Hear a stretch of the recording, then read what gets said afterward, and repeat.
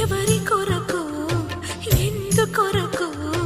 సాగించు పోరాటము ఇల్లు విడిచి పల్లె విడిచి ఎన్నాళ్ళు ఈ నరకము